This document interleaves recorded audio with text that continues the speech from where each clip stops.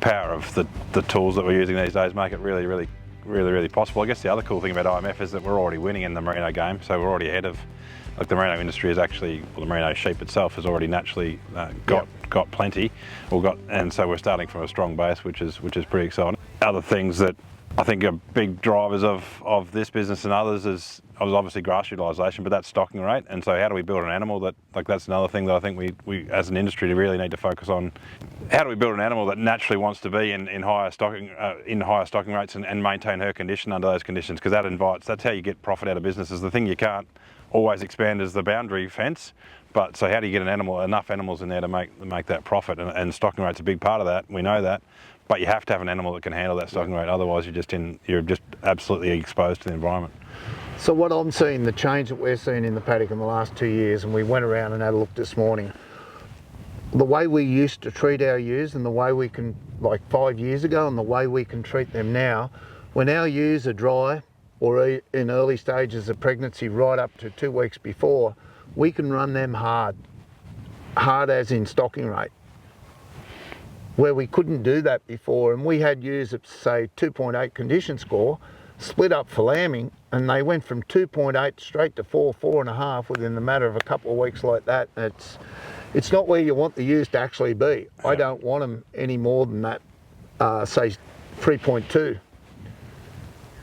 But what we're finding is the response time it takes from being down, come down to say 2.5 to jumping back up to 3.5 is nearly instant once they go onto a bit of feed. That didn't happen in the past.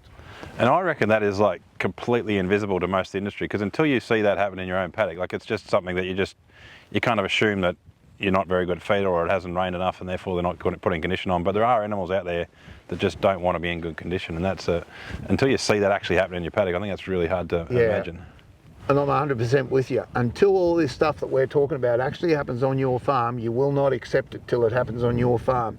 You will not accept that, you know, getting 86% feeder survival out of all your single, twins and triplets on a rolling average. So now we're that confident in what we do with lamb survival. The day we scan our ewes into single, twins and triplets, I can tell you what the weaning percentage will be within a couple of percent.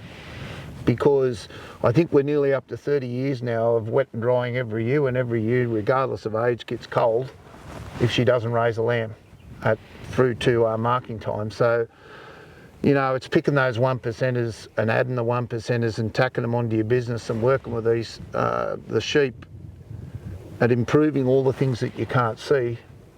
The only way you can see them is to start measuring, and then from the measurements you drive the data to change the sheep. So yeah, probably learned more about breeding sheep in the last 5 years than what we have in the last 40 years. So yeah, good stuff. And I guess there's no reason the next 5 isn't just as exciting. We're always challenging, always thinking, always trying to put these traits together and trying to work out how do we absolutely optimise that animal for the production system.